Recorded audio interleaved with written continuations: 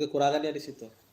Nah, ini baru satu jurnal yang menjelaskan yang kita sangat memahami, sangat ada keterkaitan dengan hadis yang dijelaskan tadi. Tapi itu baru satu sisi. Seperti Ustaz jelaskan kemarin, kalau dicari dari beberapa jurnal yang hasilnya berbeda, mungkin bisa menjelaskan lebih banyak, lebih panjang tentang makna keberkahan yang diperoleh oleh orang yang mencuci tangan sebelum dan sesudah makan. Nah, ini baru satu. Nah, ya. Baik, ada lagi pertanyaan yang lain?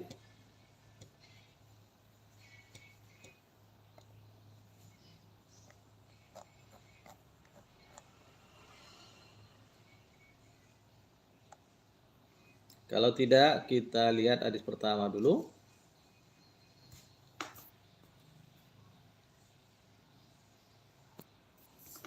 Hadis yang pertama diriwayatkan dari Salman, qal qara'tu fit Taurati.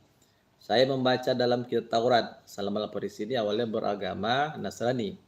Anna barakata ta'am al-wudu'u qablahu. Fazakartu zalika lin-nabiy sallallahu alaihi wasallam faqal barakatu ta'amil al-wudu'u qablahu wal wudu'u ba'dah. Nah, saya membaca dalam kitab Taurat, kata Salman, bahwa keberkahan makanan itu adalah ada pada al-wudu. Nah, wudu ini tidak diartikan seperti wudu ketika hendak sholat. Al-wudu qablahu, berwudu sebelum menyantap makanan. Ternyata di situ letak keberkahannya. Maka hendaklah setiap makan itu membersihkan makanan. Berwudu artinya membersihkan, mencuci tangan dan membersihkan mulut. Boleh berkumur-kumur dulu, nah kemudian membasuh tangan sehingga bersih. Itu yang ada di dalam kitab Taurat. Lalu saya sampaikan kepada Nabi SAW, maka beliau mengatakan barakatut ta'am al-wudu'u. Nah, keberkahan makanan itu ada pada wudu qablahu dan wudu ba'dahu. Ada sedikit tambahan dari Nabi, dari apa yang disampaikan oleh Salman yang dia temukan di dalam kitab Taurat. Kalau dalam kitab Taurat hanya membasuh tangan sebelum makan, tidak menyebutkan mencuci tangan sesudah makan. Ini menunjukkan apa yang disampaikan oleh Rasulullah menyempurnakan ajaran yang ada di dalam kitab Taurat. Berarti dalam Taurat ada etika atau ajaran tentang adab makan, dalam Islam juga ada. Bahkan disempurnakan lagi oleh Rasul Sallallahu Alaihi Wasallam.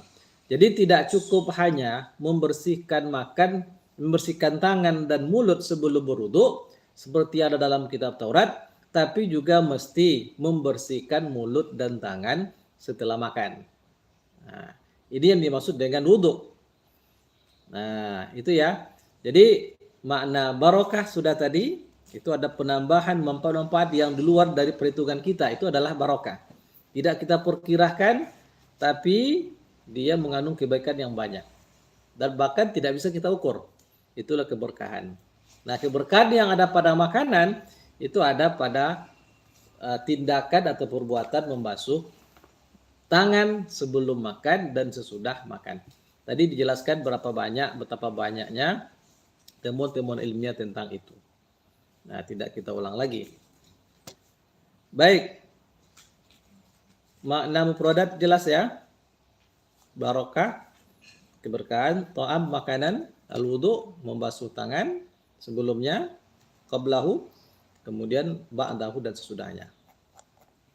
Hadis ini itu diriwayatkan oleh banyak perawi, di antaranya ada Abu Daud atau Yalisi, kemudian Imam Ahmad dalam kitab Musnadnya, Abu Daud dalam kitab Sunannya, kemudian At-Tirmizi dalam kitab Sunannya, At-Tabrani dalam Mujamnya, Al-Hakim dalam kitab Al-Mustadraknya, kemudian Al-Baihaqi dalam kitab Sunannya juga.